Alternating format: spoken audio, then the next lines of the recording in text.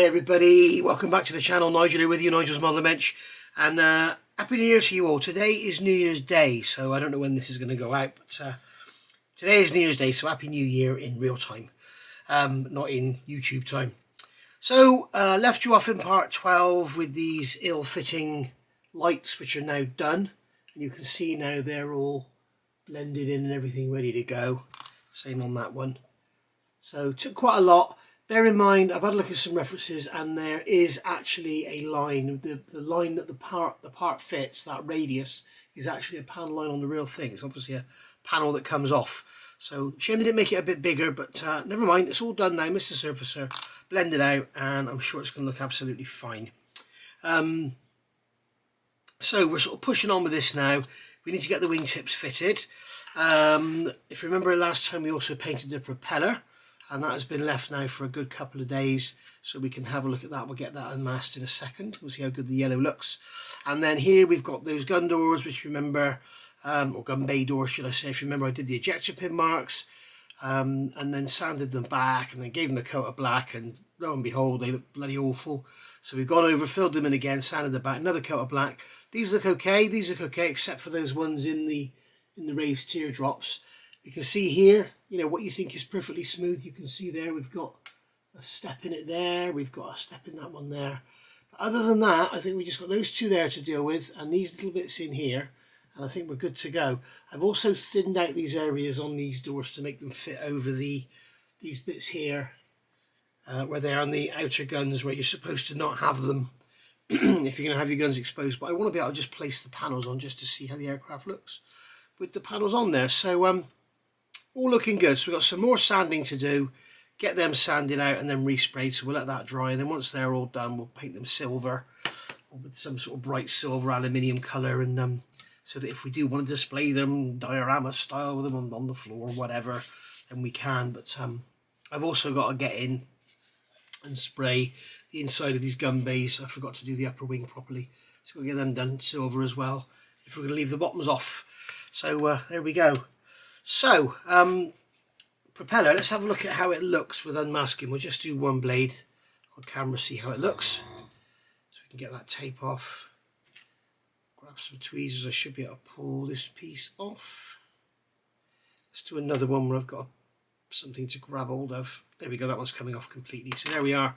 We can see we have that lovely, nice tight demarcation on there with that darker yellow showing. So nice tight line on there, that's what we're after. And that's all down to, as I showed you when we did the painting, it's all down to spraying away from the masking tape, not into it, so you don't get that any creep at all. So there we go. Will this one come off in one? I doubt it. There we go. There we are. So there's our propeller, looking all great. So we're going to have her sat on the front of there, looking like that. So it's going to be big old Spitfire. I've noticed as well with these wingtips, makes it quite a big old model actually. So let's get rid of these bits of tape. Getting the wingtips glued on is going to be a little bit of a faff, only a little bit, but I think there's going to be, oh come here, blimey, going to be sort of a way to go about it for the newer modelers out there, because I'm beginning to feel there's a lot of you newer guys out there following me, because there's been some other builds and they've kind of, from what I haven't watched any of them, but from what you're telling me, they seem to have come together very quickly, and they're as a sort of tutorial type thing. Apparently they haven't been as detailed as this one. I've had quite a few people telling me I'm doing it wrong. Hey, carry on, as you all know. But so yeah, I'll sort of cover a few things. If I put a load of glue in that slot, when I push this in, the glue is likely to gather up and ooze out. If I put glue on the tab, okay, as I push the part in, the glue is likely to be wiped off the tab by that slot and ooze out. Now we don't want any glue at all on the surface, particularly on the upper surface. We want a nice clean line. We want to be able to put some Mr. Surfacer in there, clean it out with a cotton bud, and get a nice sharp panel line, which is in reality what it is, where this wingtip section bolts on. So what I'm proposing here, if I get some extra thin, because it's extra thin, if I use this white glue, Because it's thick, it will ooze, but because extra thin is thin, it shouldn't ooze out. So I'm just going to brush some in there. And this is just to make sure we got some glue in there holding it down. And then I'm going to take a drop. I should have taken this lid off first, shouldn't I? I'm going to take a drop of this one, exactly the way in case it drips, because this stuff is prone for dripping. And I'm just going to put a little bit in there on the bottom edge, and then if it does ooze out, it's on the bottom. Okay, so we can pass that through there. And there we are. So that's now in place. We've got no oozing on the bottom, as you can see. We've got no oozing on the top, but it's firmly glued in place. And what we could do is let that go off. Just going to let that set for a second, and then we'll look at leveling it up. And then once it's all leveled up and sort of started to dry off, then we can look again all the right positions and everything, and then we'll get some extra thin into the joint. So I'm just looking at this now. Now that's going to go in there. Okay, that's fine. You can see the bite. It's quite a bite on there. This plastic does work well with extra thin. It works a lot better than it does with the glue you get in their starter sets. That glue is not at all hot, at all. So slide that in there, like that. There we go.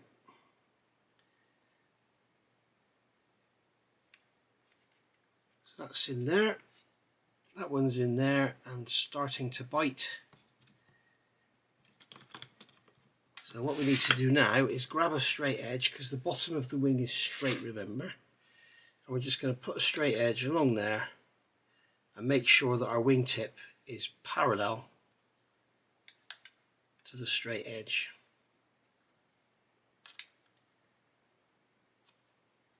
The same over here. I think it needs to be dry off a bit more before we can start pulling it about. But the secret here is to get it nice and sort of, I've got a bit of it seems I've got a bit of a step on the inner and outer wing there, or upper and lower wing should I say. I'm going to pull that out of there, and I'm just going to come in with a sander.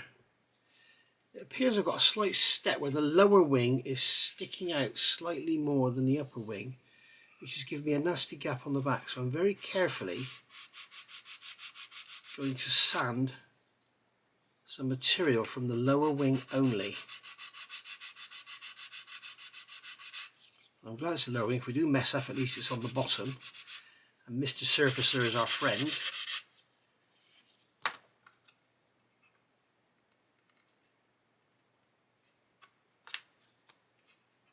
So yeah, we do have a step there.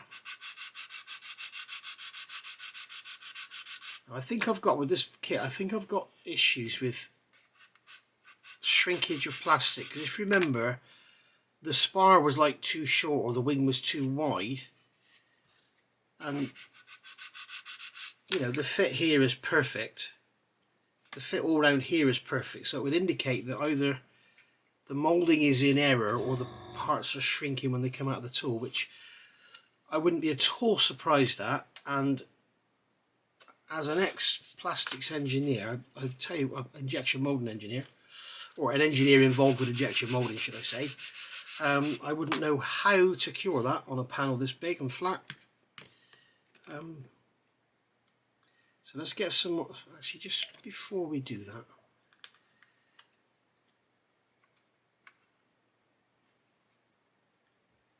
yeah, that's much better. So what we'll do is we'll get some glue in there.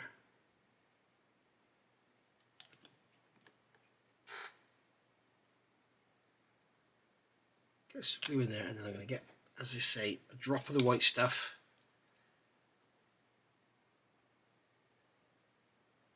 Drop of the white stuff in there, and then in we go. There we are.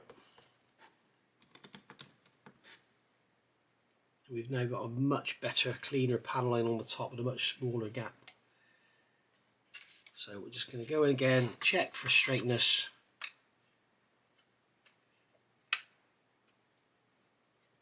And then we're good to go. So I'm going to let those just dry off, and then what I will do is come in with a drop of extra thin, top and bottom, let it go along the line, and that'll give us a nice strong joint then. And so we've got them nice and parallel now on the bottom edge, as you can see. So that's all looking good, nice and straight. So what we're going to do is come along now with some extra thin and just get a nice drop on there, and just drop some into there and let it capillary along without moving anything. We don't want anything oozing out. We don't want to get any big glue marks or anything either, so we just drop that in there and let it pull itself in. And a good old drop front and back should be enough to keep it in position. Now on the underside, obviously it's not as important as the top, although it's important, but it's not as important. So what I'm going to do here is put a drop into there. Blimey, that's what you can hear in the background is rain. I've got the window open where I've been using the spray booth. It's absolutely bucketing down. There we go, it's just let off now. So there we are, that's that going in there. I think this is a pretty critical part of the model that we it could prove quite easy to mess up for the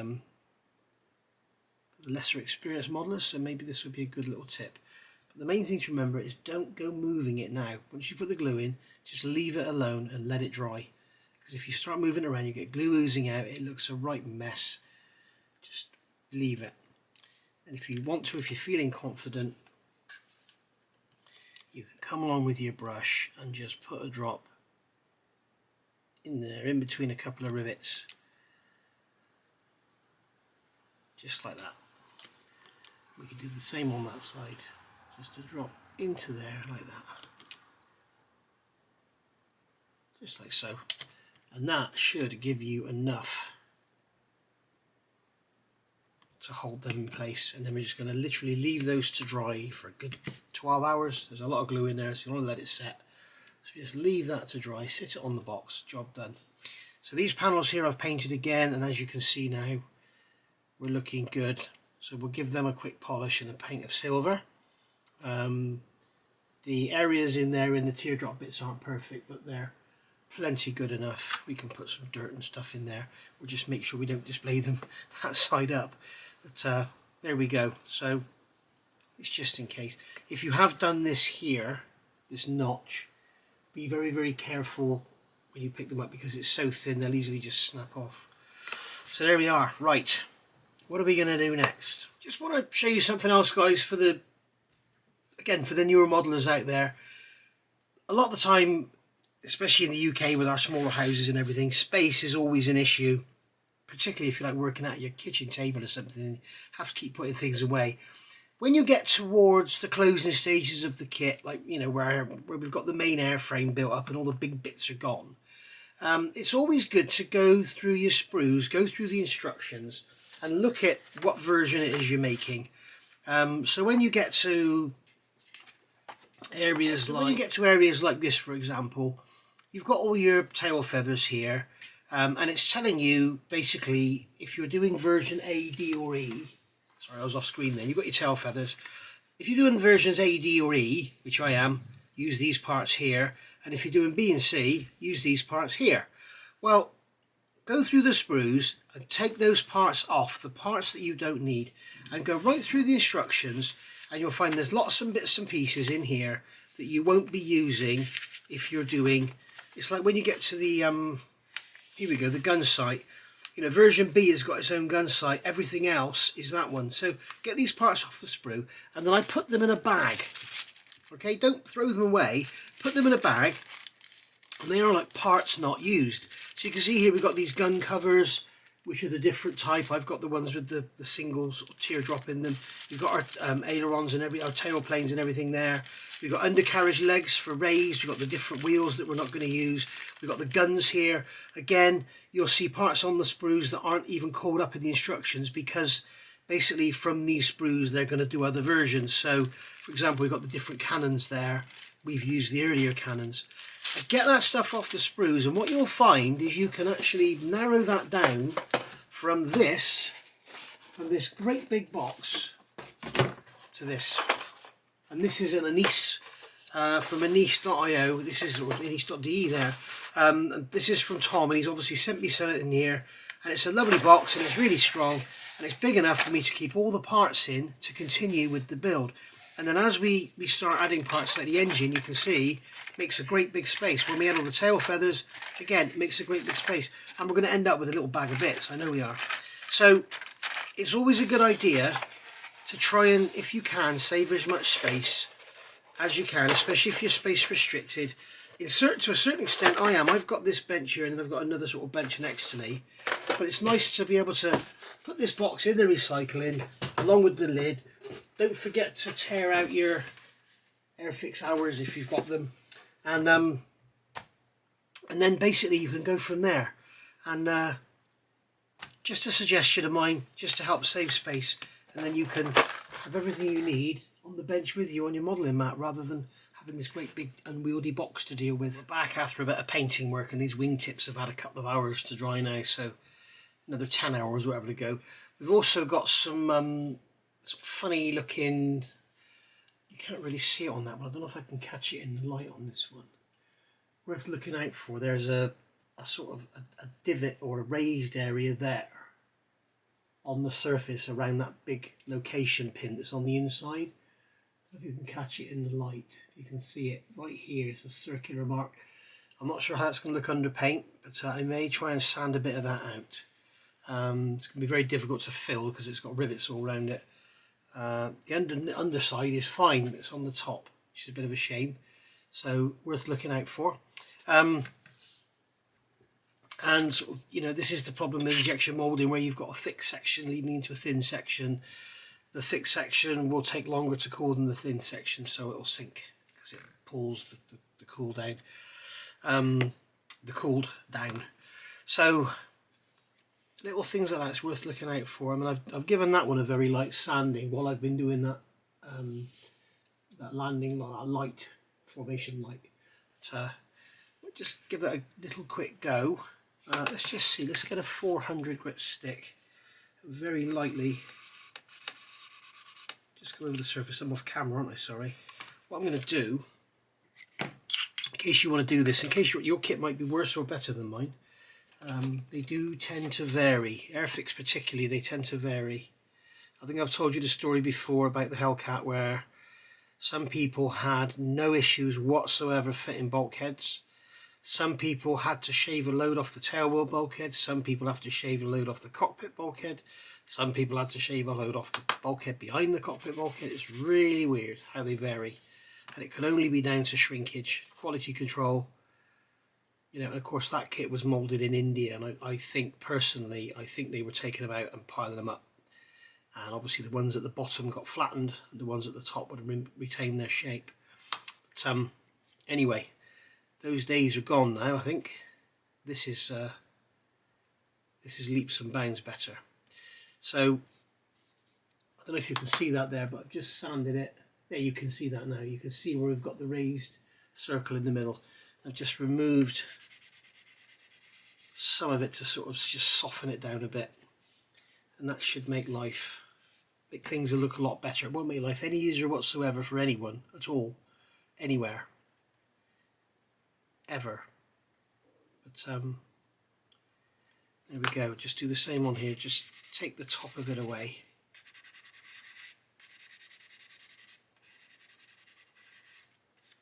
There we are. And then just go over it with the sponge, just in case, obviously, if you've got like a dome like that and you sand it, you end up with a flat edge. So if you just go over with the sponge, you'll take that edge off and just make it into a far less prolific dome. There we are. Right. So they can be left to dry again, as I say, and we're going to look at those and put some Mrs. Surfacer in the seams. So while I've been off camera quite a while, I've painted the prop hub. Now there's no real reason to do this, but I wanted to do it just because it's an online build and some of you may wish to do it so you can see what it looks like. I haven't bothered dealing with the seam because once the spinner goes on, it's all hidden. But, and I'm going to be gluing the spinner on. I'm not interested in having that displayed. but I thought it would be nice to show you just how good it looks, the beautiful moulding that Airfix have done with this part. It is lovely. You do have the option to have that exposed should you wish. I've also done inside the spinner aluminium, as I said I would, and also the spinner back plate, as you can see there. Lots and lots of sink marks and ejector pin marks and all that in the back of there. But if you're not taking your prop off and looking at the back of it, I wouldn't bother making a big fuss about it, because it's going to be quite difficult to get in there and sand everything. We've also done the doors, and they're looking lovely. All the ejector pin marks are gone, so as you can see they're looking great, and there's a slight witness of the ejector pin marks in there, but not worried about that. So there we go. So I'm happy with them. So they're ready to, they can be sort of tacked in place with some double-sided tape or whatever, and then we can paint the fuselage around them, the wings around them, sorry. And I've also done inside those gun bays where I needed to with the aluminium paint. And also down here, just to show you, you know, people say I take a lot of time, people say I fuss and faff, but it's worth it. I've used the silver paint just to check, and you can see that join there where the wing is joining the fuselage about here. You can see it's all blended out and lovely and smooth and all that. Here, I'm not sure if there's supposed to be a step in there or not. I'm not sure about that, but there we go. I must scribe a line across here. I've almost forgotten that, so I'm going to get on with that. And I think then we can look at start getting some paint down. I want to get the stripes down before I do any camouflage work, so I'm not handling the aircraft when it's all painted to do the stripes. So I'm going to at least do the black part of the stripes first, and then we'll have that done. And I think they're going to completely cover the gun base pretty much. So I think I'll get that done. I'm also going to do the tail band here, around there, which is like a sky colour. And I'll do that and then mask it. So instead of painting the aircraft and then masking the camouflage and painting the sky and painting the stripes, I'll do all of that first and then mask that and put the paint over the top. I find it gives you a much cleaner line, and also then you're not handling everything when it's all painted and all nice. You're not handling everything. And also remember the stripes, probably the band on the fuselage, the stripes that are going to, they wouldn't have the sort of weathering and the pre-shading that I'm going to give everything else. So we'll have a distinct difference between them.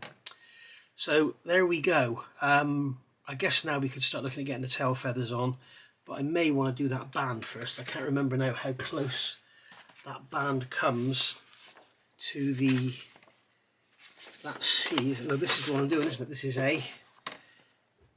Let's get rid of those.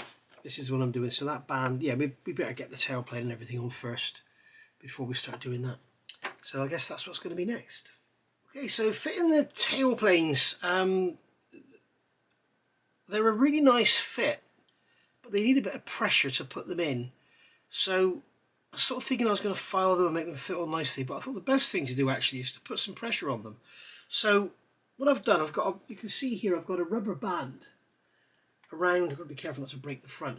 I've got a rubber band around here, and basically I can't show you on the camera because I can't rest the front of the aircraft on the bench, but basically by holding the tailplane and pulling the elastic band, you can control the position that the tailplane sits in, and you can get it all nice and square with the wings and everything. And I think, when I'm looking here now, and I think I've got it.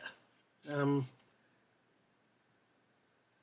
at it square. I think I've got it sort of square with the wings. That's the main thing. It's got to look right.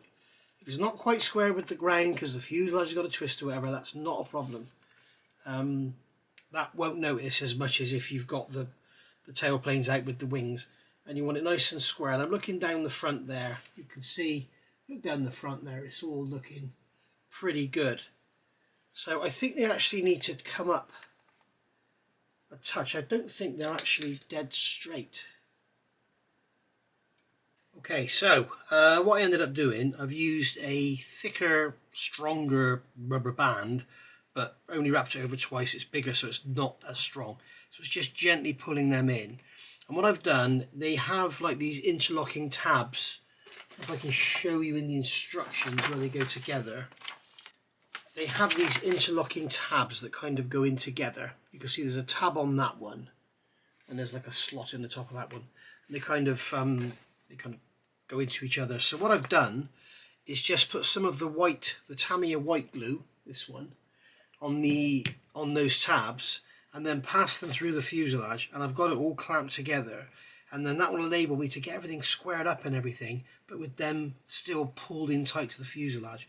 The other thing I've done, if you remember when I did this, when I put these sections in, I added some plastic card, and I forgot to go over them again with any glue, so they're just sort of basically tacked, and it's actually come away. You can see now that's actually come away from there. So I have to glue that back in, but it fits perfectly now because we've done the sanding and everything already. But basically, yeah, there we go. So, and I wanted to leave this back end of it not glued here until we get the rudder and everything in, to make sure it all looks good with the rudder in there. So there we are. It's going to look great. And then we got the tail planes going in like so. Or the elevators, should I say. They're going to go like rubber bands in the way, but they're going to go in like so. And they're also going to lock into each other, as you can see there. They've got a locking mechanism there, so they can lock in together. Unfortunately, all we have is moving ailerons. The flaps are fixed, the rudder's fixed, the elevators are fixed. So why they've got moving ailerons, I don't know.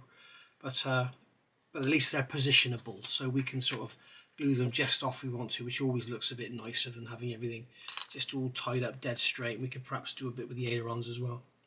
So I'm going to let that dry, and then I can come back to it. I'm going to leave it alone now because we've got these wingtips solidifying, and then we can do the Mr. Surfacer in there. We can do the gluing in there.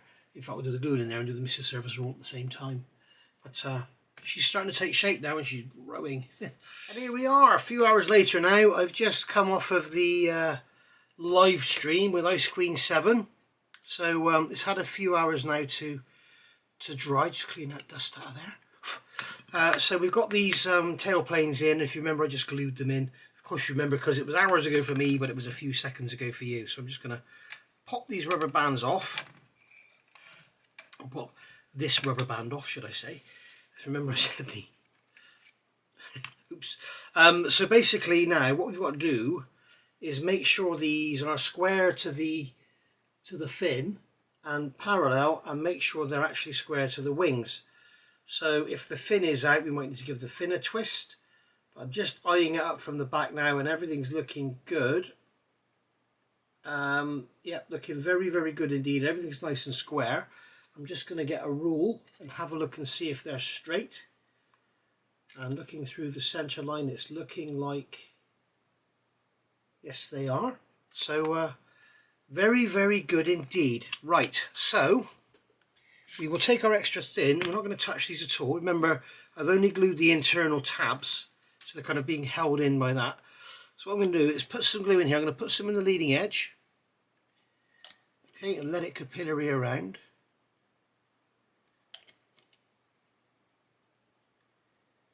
Just like so, and this should be plenty. And then we'll put some on the trailing edge. We can really afford to go into here like mad, because it's going to be covered up by the elevators. So you can get some there. Hopefully you can see what I'm doing. I've been working on a Tamiya Chieftain tank, as you'll know if you watch me on Ice Queen 7s. That's what I'm doing on that build on that channel, on the live stream. It's an old Tamiya Chieftain. It's a pretty junky old kit, to be honest, but I'm sure the end result will be nice. And in there you can see there's those tabs. Didn't think of doing that. You can see them glued together. So there we go. So I'm just going to put a drop in here and let it capillary around. Same in here. And it's basically designed very cleverly, very nicely done by Airfix, so that the actual part that remains on the fuselage is part of the fairing, same as it done here. So the actual fairing is slightly raised on the surface, as you can see there. It's slightly higher, and that's going to give us a really nice clean demarcation line once we get some Mr. Surfacer in there. Just looking here, I wonder if I can get to glue these from the inside. No, I can't get in there with the glue. So, but basically there we go. So I'm not going to touch them now. I don't want glue oozing out. I'm just going to let them dry overnight, because it's, what is it now? It's 11:30. So it was a while ago I came off the Ice Queen's stream.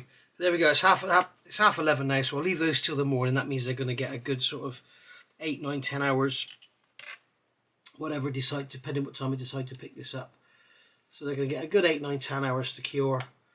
And just quickly check once again about them being square and parallel and everything, and blah blah blah blah blah. So there we are. Yeah, I'm happy with that. If you basically look along there, if I can show you, the trouble is the wings will go blurred because they're out of focus, but if I get it all square, you can see the tail plane is square to the fin, and also that the tips of the wings, the tips of the tail planes are meeting the wing at the same time. So everything's nice and square, so that's good. Happy with that. So like I say, I'm just going to let those dry now, and they should dry absolutely solid. I'm going to put another drop in that one because we've got a bit of a gap going in there, just a tiny gap. I'm just going to drop some extra thin in there and let it go in. There we go. So that will weld in there nice and solid, and all will be good. So there we are. Right, let's leave that to dry and then I'll come back.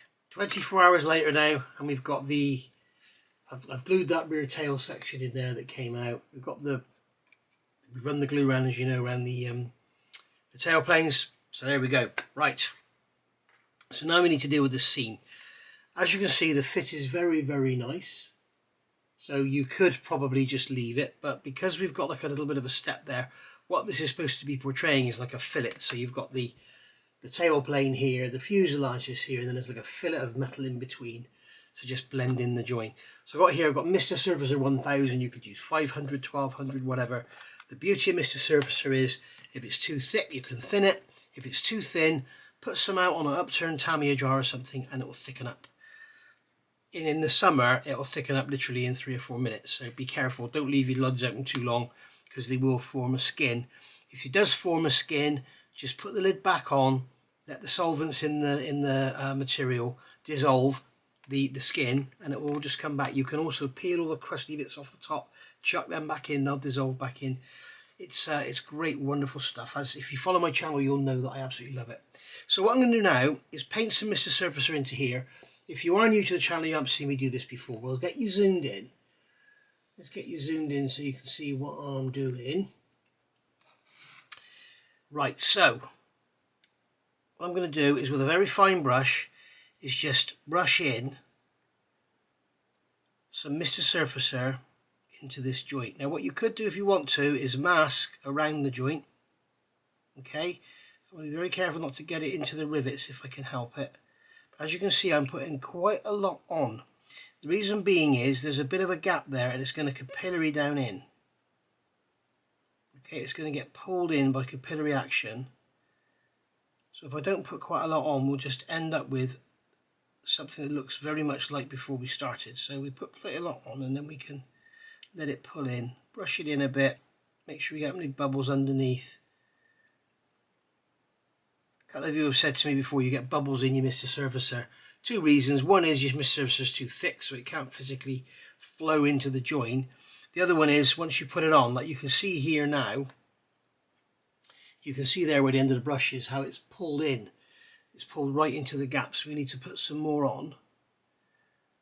Just going to put some more on there and let it flow in. As you can see, it's fairly thin.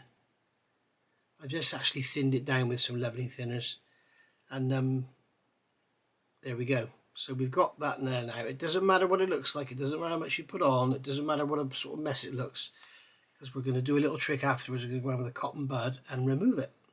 We're not going to be sanding this, we're going to remove it with a cotton bud. So there we go, we can come in there and just brush more in there, as you can see. Just pull it along.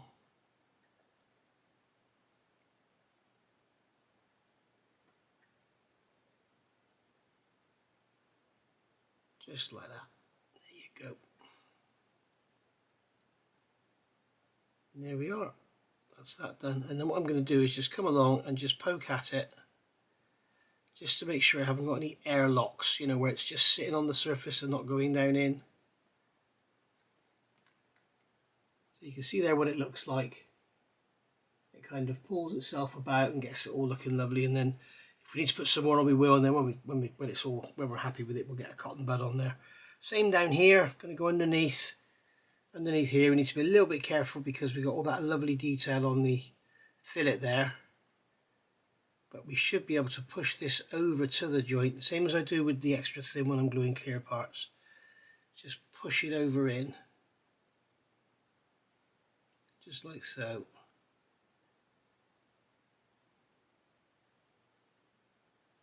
So this isn't the gap for the tail planes, this is now the gap for this rear fuselage section.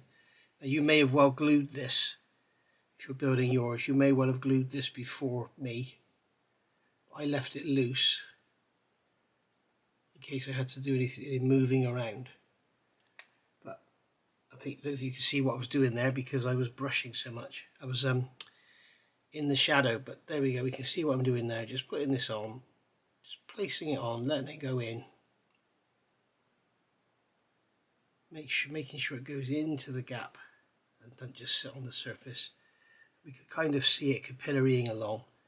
Somebody did comment to me the other day, 1200 is too thin. It's not. 1200 is bloody great.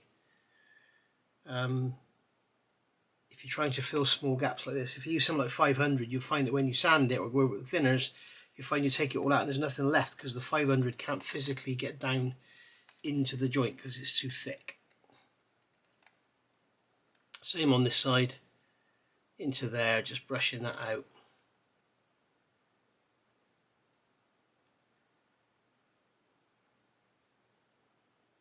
Just filling in that gap, just like so. And then I do the same on here. We've got that rear fuselage section going up to the fillet. Just push it into there.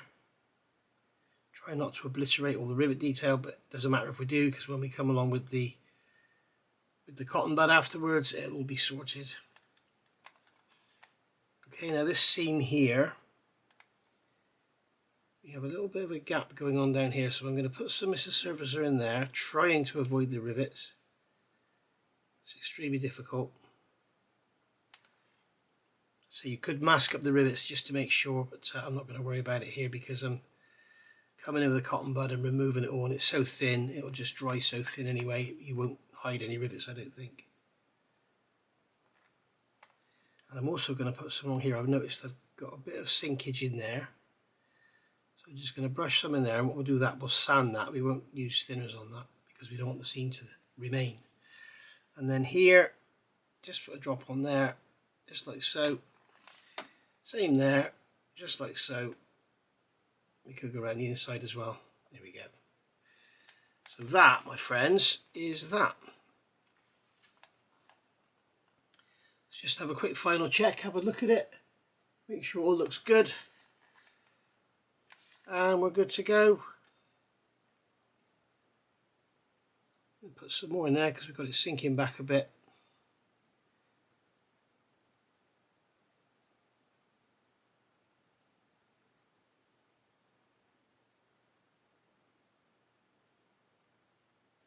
There we go. So there we are, that's that done. And we'll let that dry and then we'll go over with the cotton bud. So after an hour or so, you can get some Mr. Colour levelling thinners. You can use alcohol for this, but I find it takes a lot longer. Somebody asked me if you could use Tamiya lacquer thinners like this, and I tried it, this one here. I tried it, and I actually tried the yellow top, I can't see there's a difference. And it actually attacked the plastic, so be very, very careful, don't use that. Attack this plastic. It didn't attack it as in make it go all wrinkly, it just made it quite soft. So all we're going to do on a cotton bud is rub over this joint, in case you haven't seen this before. Let's just rub over the joint and remove the excess Mr. Surfacer. Just like so. It's very difficult to show because unfortunately the Mr. Surfacer exactly matches the colour of the plastic. So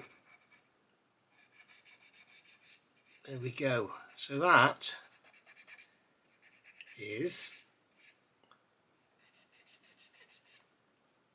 that. We can see, if we look close up, you should be able to see that what's happened there is the Mr. Surfacer has gone into the gap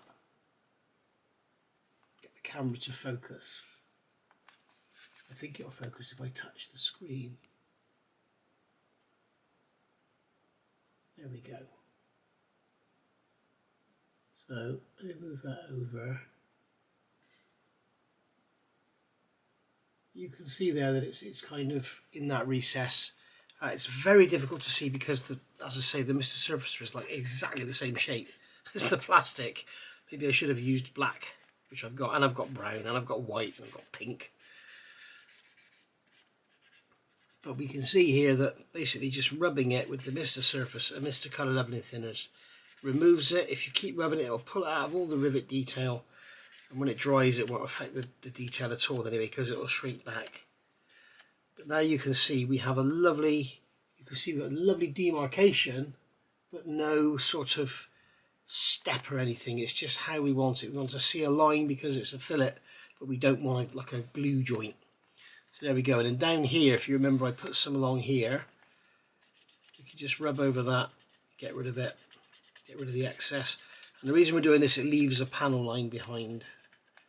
Okay, if you were trying to fill a crack, like a seam line down here, you would sand it, because then you would get rid of that seam line. But if you were trying to, if you want to leave a panel line, just use this method with the thinners and just rub away at it, take the excess off, and it will just leave the leveling, the Mr. Colour, sorry, the Mr. Surfacer. It'll leave it in the fillet, and like you see under there, you've got a nice neat tidy joint. Okay,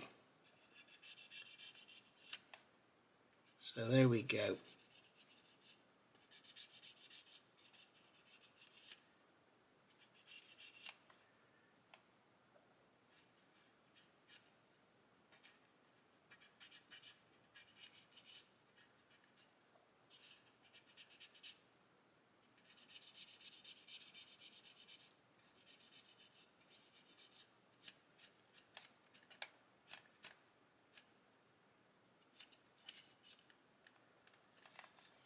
Same in there, do the same again, and we'll get it all done.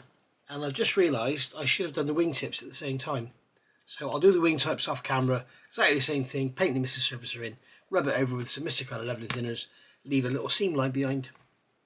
So while that's drying, I want to look at these frames that go down the side of the engine. These support the engine side covers. You can see, here's one here with the tape on, and you can see how that fits on there. And it fits absolutely beautifully, and you can see that the cutouts on here fit into the cutouts in the back of that engine cover amazingly. Now, these holes in here, you have these moulded indentations in here, you can see. They should be holes because they're Zeus fasteners. There's pins that go through and sort of cam lock themselves in. And you can see the Zeus fasteners are actually moulded on here, and they're not all over scale like they're on the Revell kits, which is nice. So I'm going to drill these out. One of the reasons for drilling these out, and this was pointed out to me in that book the lovely Wendy got me, you can see here how thick this section is between my fingers. Okay, I've left this in the frames to do some work to support them, and then when you look at this one, you can see how thick this one is. If I put them back to back so you can see them both, hopefully the camera will focus down in there rather than focusing on the bloody sprues. Let's focus on the sprues. You can see that this one is much thicker than that one. If I measure them, if I get my caliper, reset the caliper to 0, if I measure them, we can see that I can't get it square on there. Where can I measure it? I can measure it here. We can see here that that is 1.18 millimeters wide, and this here is 0.9, so it's 0.2 millimeters wider. Now, what we need to ascertain is it wider on the inside? So basically, is it wider that way? That won't really matter here. Or is it wider that way? And is it going to push the engine covers out? So that's something we need to ascertain. Now, if this here is fitting inside the wing fillet here, And if this here is fitting inside the side of the fuselage into that hole there, then if it's wider on the inside, it doesn't matter. Other than when you get to here where it goes into the engine, if it's wider on the inside or wider on the outside, it's going to push the engine cover out. Or is it the correct width there and this one's too narrow? So we're going to have to do a lot of dry fitting. I didn't want to do it, but I think I'm going to have to take these sprue nibs off of here, cut the fret away, so that I can try it on the engine and then slide the top cover on. As I say, as I stand today, I have never seen one of these models built with the covers fitted. I've seen them built with the glued on covers on, and I've seen them built without any covers on them. But I haven't ever seen one with the covers fitted and then removed for display. So my intention is to make the covers fit. Whatever I have to do, I'm going to make these covers fit.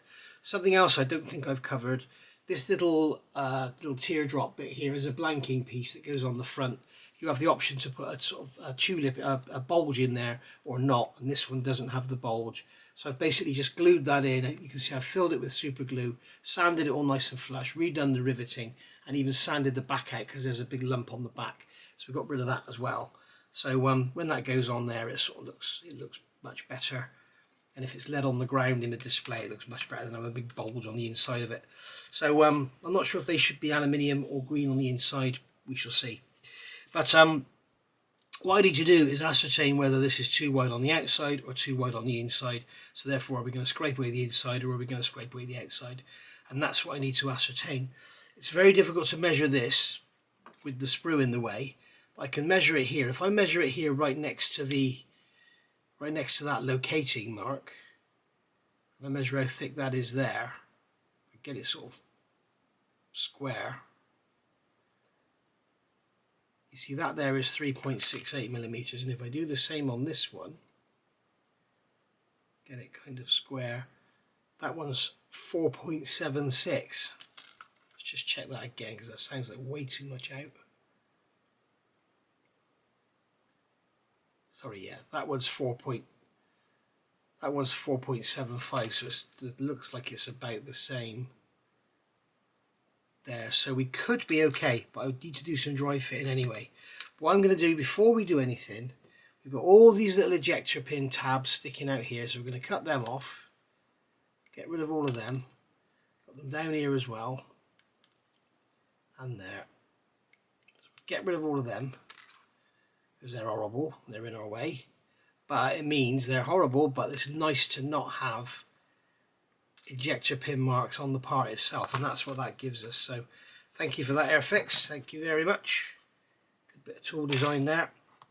So what we'll do now is we'll get in there with our little PE sanders and sand all that nice and smooth, and then I'm just going to go around and drill all these holes. I'm not sure what diameter they are, but I shall tell you after I've done them. Okay, so got these cleaned up, as you can see, got the holes drilled out. I want to say again here, I've said this on countless occasions through this series, I think. These drills that you get from Amazon, ignore the scrape of the scribers behind, but these drills, as you can see here, if I take out the biggest one, you can see they've got a really, really coarse helix on there, almost like a screw going in. And as they go into the plastic, they will literally just pull themselves through. So when you use them, you need to be really careful, especially if you're doing stuff like this, where you're drilling a hole and you've got no meat around the hole. It'll just break it open, which is what happened on mine on a couple of them. So I've gone to these sort of drills, and you can see, I mean, if I get a 1.2 drill, so you've got like for like, you know, you can see there the difference in the helix.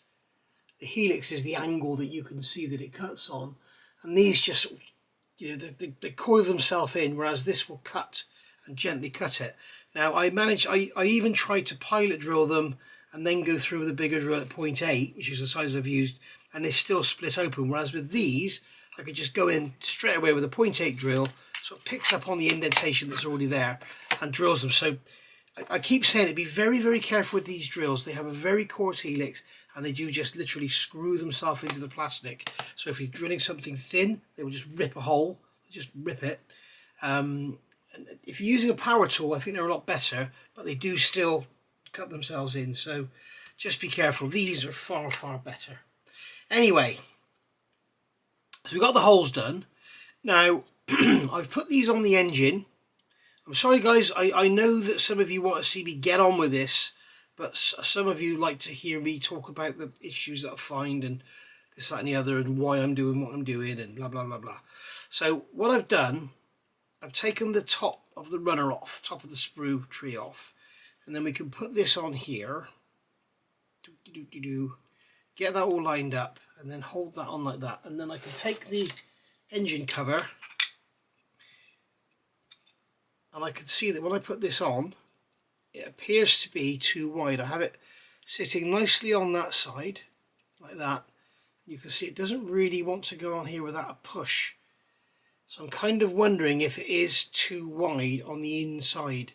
So I think what I'm going to have to do now, just to make sure, is get this completely off the sprue and get it all dry fitted on the fuselage, which means getting the engine in there, having the everything all in there, just to see what I'm doing, because I don't want to leave it thick and then find I've got to sand it afterwards, and I don't want to start sanding and then find out it's too thin. I mean, I'd rather have it too thin than too thick, because these will find their own way to get supported. But you can see back there, I've just noticed when you look at the back, when you actually look at these lugs here that go into the fuselage, you can see how much wider that one is than that one.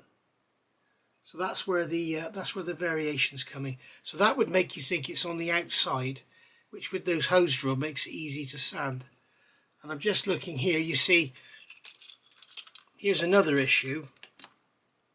If we look on the outside, if we look at the step between there and there, okay, the step there that we're looking at, if you look at that and then look at the step there, it's the same, which would indicate we need to remove material from the inside, not the outside.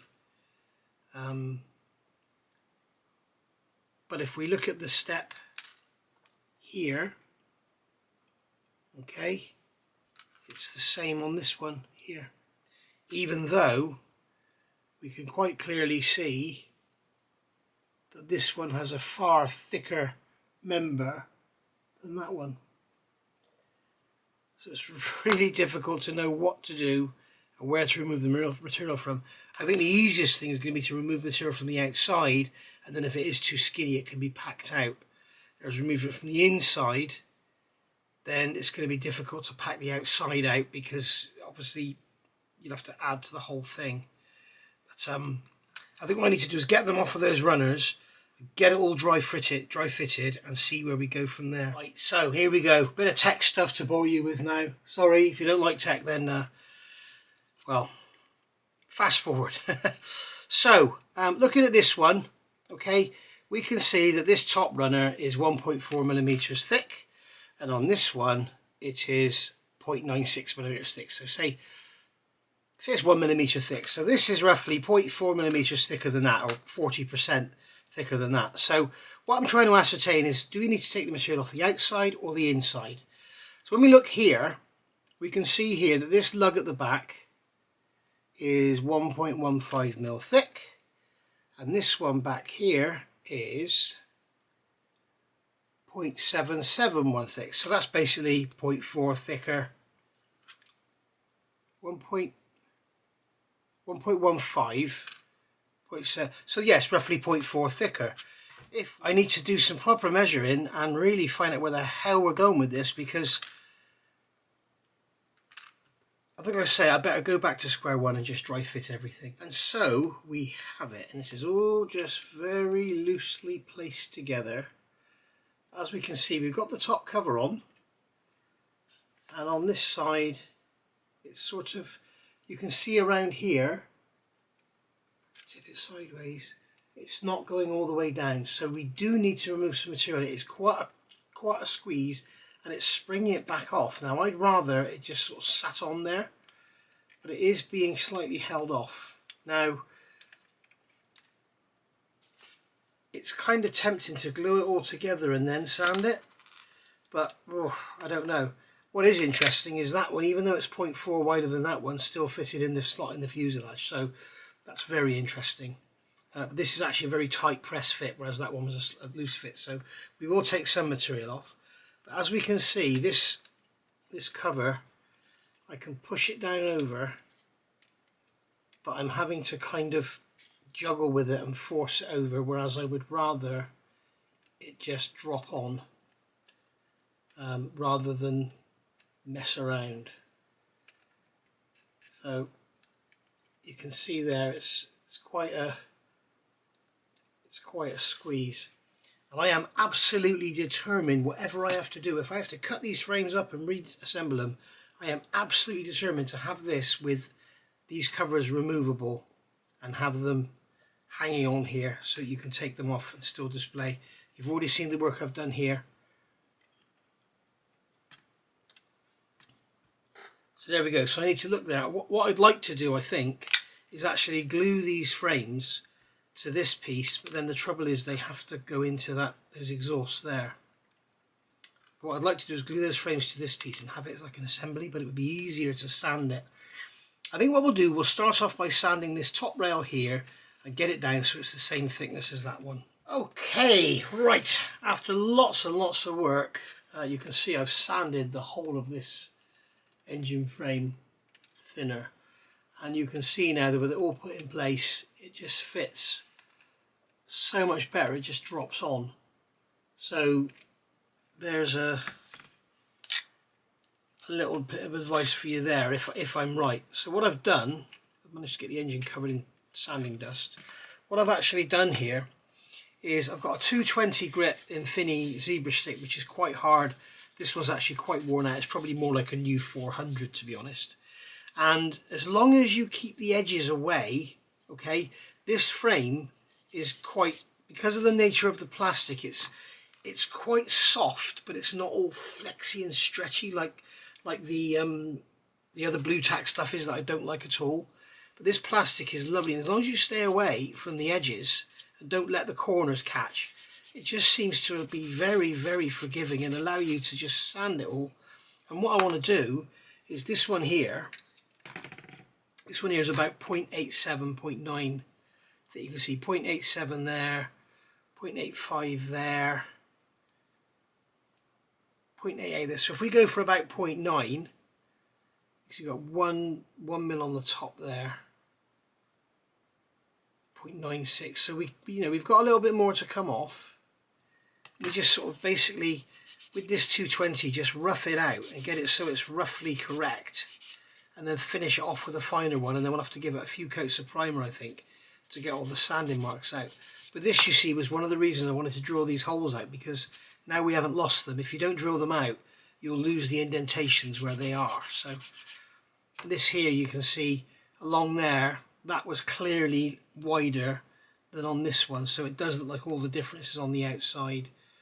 So but you know, if you haven't started yours yet, just bear with me and you can see how I get on, because that's the whole thing. If I make mistakes, you don't have to. The trouble is, I don't know if I'm measuring that or the hat down there, so I'm going to concentrate on this first and get this down. That's 0.88, that's 0.9, 0.91, so we can take a little bit more off of there. Remember, this was like 1.15 to start with, so we've taken a good sort of 1/10 thou off it, and we've thinned it out, so it's pretty much, you can see it's still just slightly thicker, but it's getting there, so they sort of pretty much match each other. And obviously keep it all even so that the shape stays. You don't want to be sanding loads away from the middle of there and leave these lower corners, although that can all be done after it's glued together. I'm very tempted, as I say, I want to get these glued onto here and then have this as an assembly that slides on, and then I can paint it all as one and just pop it on, and then when we pop the exhaust in, it'll hold it all together. But, I think this is a pretty sort of major thing. I may not have noticed this, so thank you to the author of that book, the Airfix Model World Spitfire book. He talked about it in there. As I say, I may not have noticed it.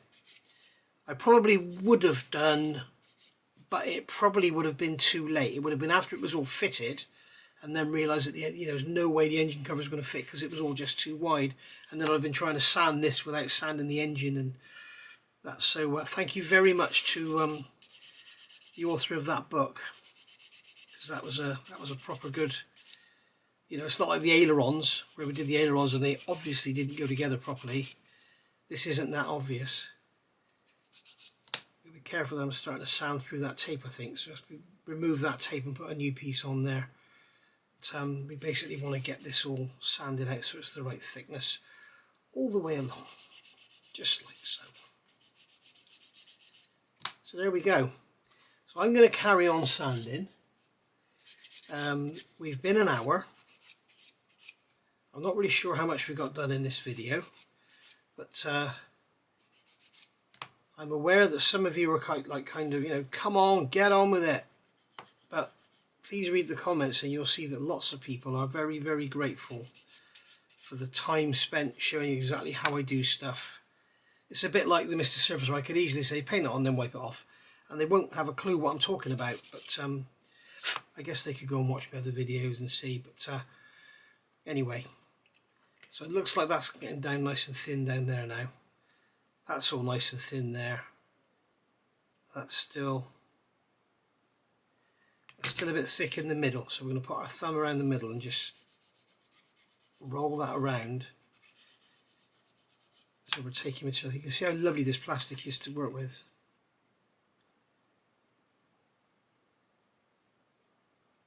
So I'm happy with that. I mean, you know, we're looking at 0.08 difference in thickness, which is like 3 thou. It's less than the thickness of a hair on your head. So and of course this is all going to go up here. So this belly is going to fit up onto there, like so. So it's going to help with that fitting as well, no doubt, I hope. We shall soon see. If it's too late, then it's too late. But as I said, I still haven't glued this, and I'm not going to glue it until I know it fits this frame nicely. So yeah, as I say, we've been an hour. I'm now going to go over this with a finer sanding stick, like a 400 grit. In fact, I need some more sanding there first, and get this all finished up nicely. And then I think what we'll do is I'm going to see if I can get it glued onto this front plate as an assembly, and then go from there, so we don't have any horrible glue joints all up in here after it's painted. As I say, I keep repeating myself, I want this to have removable engine covers, which is not going to be easy, but I'm determined to do it. And Airfix, if you're watching, if you want to send me one of your new kits, I will happily build it online and try and show people how to deal with all this stuff. Because at the end of the day, people will say, oh, it's bloody rubbish, it shouldn't be that thick. But at the end of the day, yeah, it shouldn't be that thick, it should be better, but it's not. And for it to be improved, it would cost Airfix thousands and thousands of pounds to change the tooling. Because remember, it's thick, so it's metal on the tool. If it was thin, it would be an easy case of just EDMing or machining a new slot, but this isn't. It's thin, it's thick, so you'd have to add material to the tool to make it thinner, which is no way. So anyway, I'll carry on with this rather than bore you to death. Okay, so after all that fettling and messing around with sanding and everything, you can see we've basically got pretty much the cowlings fitting. Now this all needs to be squashed down a little bit. My plan here is to have pins in the panels, like in 3 or 4 locations that actually line up with those holes in the framework. So the position of the framework is going to be quite critical. The framework fits beautifully within the panels. We just need to make sure the framework fits beautifully within the aircraft, therefore the panels will fit. It does all kind of have a tendency to want to kind of go up this way. So I think basically the lower legs are a little bit long and they need to be sorted out. But if I just show you what I've been doing, so if I take this piece of tape from here, this should allow me to pull the bottom off. Yeah, so you can see inside here now that this one is kind of a little bit pushed out. So if you have some pins on, it's going to help. But you can also see that this frame at the bottom is like a little bit too low down. So all needs to sort of get squashed up nicely so that it all fits. So I think the next thing I'm going to have to do is put these frames inside these panels and drill and make some pins, draw some marks and put some pins in, and then what we're going to do is actually make this fit with the panels to the fuselage, because what I've realised, I cannot actually fit the panels with this frame out of shape. The panels have to go onto that frame accurately, so you better get the pins in, and you can see in there in the exhaust opening I can sort of pull this all around and move it all about and everything. So what I want to do is get it all to fit well, but I think these legs here, where they go into the bottom of the fuselage, I think these legs, ones I've got here in the tweezers, I think they are actually a little too long. I think they need to be shortened to allow them to go in a bit deeper. Who misses? And I think that will help no end if they can go in a bit further. So we shall see how we go with that. But as you can see, the panels are fitting beautifully. I mean, with, you know, without the engine in there, obviously.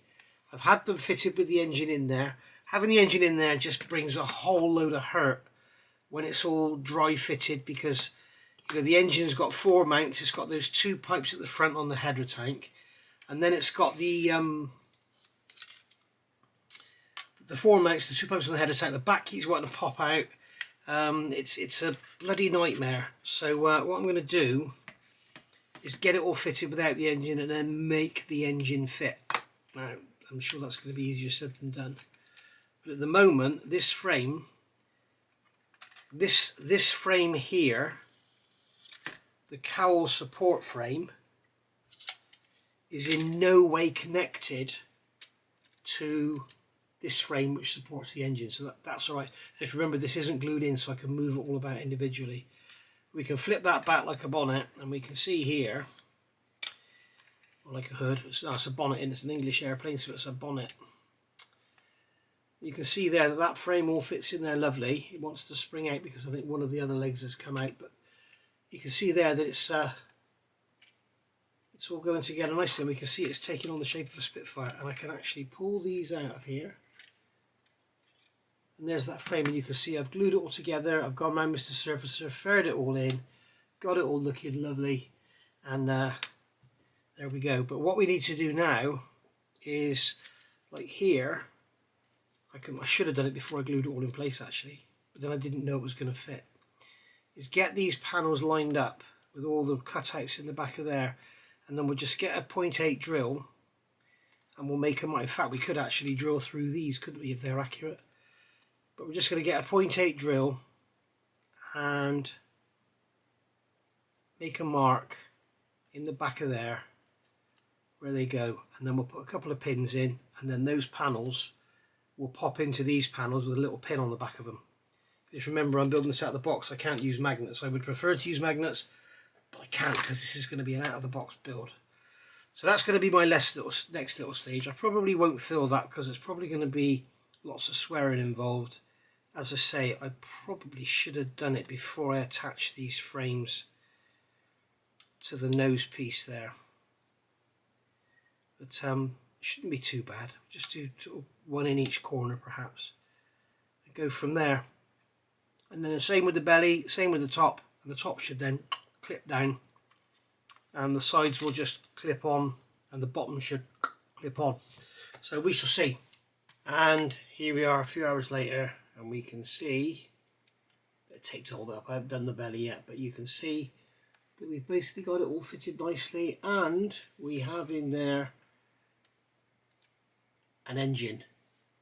So we've got an engine in there. What I've actually done, I've gone round and I marked out the holes, and you can see in there I've actually drilled, only not all the way through, just partially made an indentation. And then what I've done, because we're doing it out of the box, rather than use 0.8 rod, I've got some sprue and stretched it and measured it to roughly 0.8. There's a piece there, and I've actually put pieces of stretched sprue into the panels. So then what will happen is it just wants to fall apart, so I've got to be very careful. But basically I can put the panel on, push the pins into the holes that I drilled earlier, just like so, just like that, and then it will all just goes. Let's get this belly out of the way so I can see what I'm doing on the bottom. And this is the trouble, having it all dry fitted, it's so flimsy. Once it's all glued together, I think it's going to be a lot better.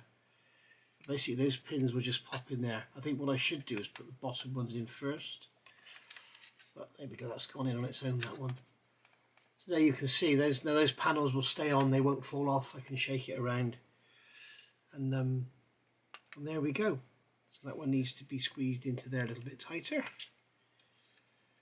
There we are, and if you're wondering why didn't I just use magnets, it's because it's an out-of-the-box build, and an out-of-the-box build would not allow me to use magnets. So there we are. So basically, what have we done? I can't remember what I did at the start of this video, but what have we done regarding these engine frames? Basically, the here we go.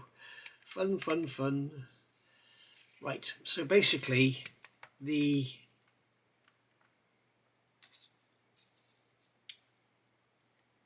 left-hand port side engine frame is thicker than the starboard, and what I've discovered is that the actual extra thickness is on the outside.